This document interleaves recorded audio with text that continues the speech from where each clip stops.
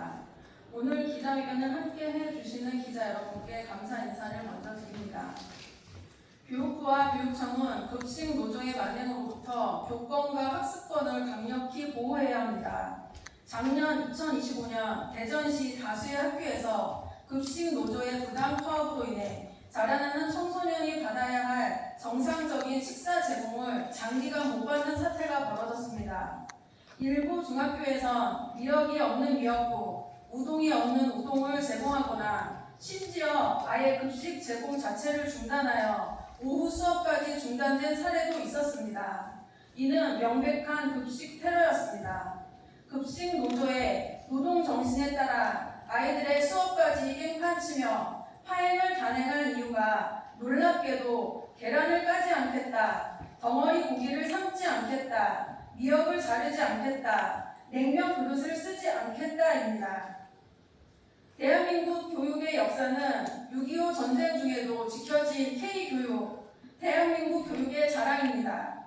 그러한 교육이 고작 급식 노조의 깐 계란 타령과 미역줄기 자르지 않겠다는 이유로 파행되었다는 건 계란 까고 미역줄기 자르기를 전쟁보다 더 중차대한 문제로 봤다고 볼 수밖에 없고, 이는 그 누구도 동의할 수 없는 문제이며 급식 노조원조차도 동의하기 쉽지 않은 문제일 것입니다.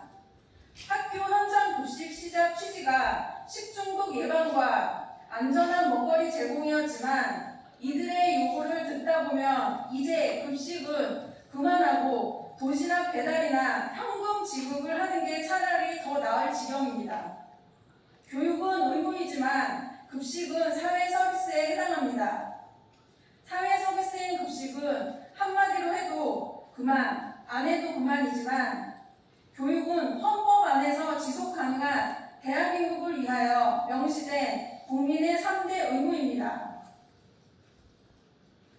2025년 대전시 급식 노조는 방학 때는 실컷 놀다가 개학과 동시에 급식 파행을 단행하였습니다.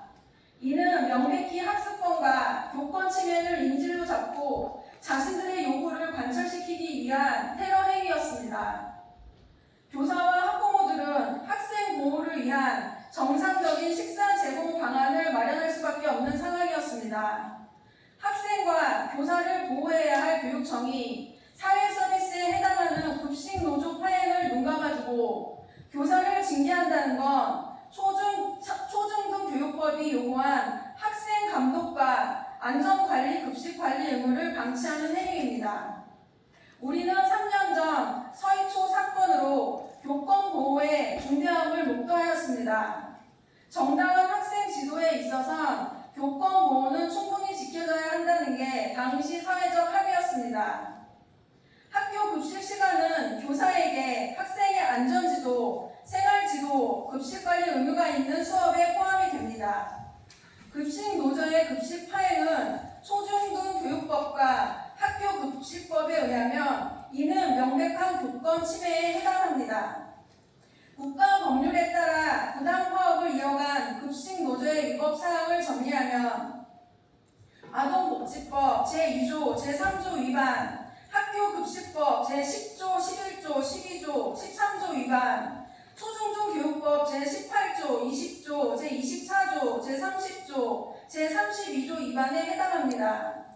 최근 경기도 교육청은 교권 보호를 이유로 학부모를 직접 고발하였습니다. 심지어 학부모와 교사의 합의에도 불구하고 고발 강행 의사를 밝혔습니다. 교육부와 대전시 교육청도 급식 파행으로 일어난 대전 둔산여고 선생님의 교권 침해를 보호하기 위하여 총력을 다해야 할 것입니다. 이는 대전시 둔산여고만의 문제가 아닙니다.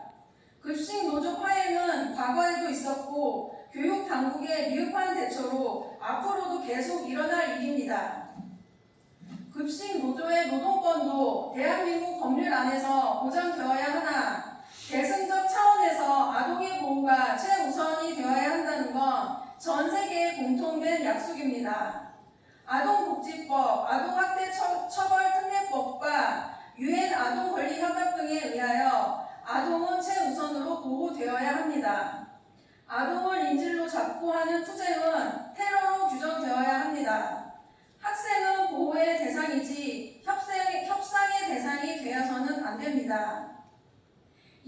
공교육을 사랑하는 학부모연대는 교육 당국에 다음과 같은 요구를 주장합니다. 첫째, 학기 중 급식판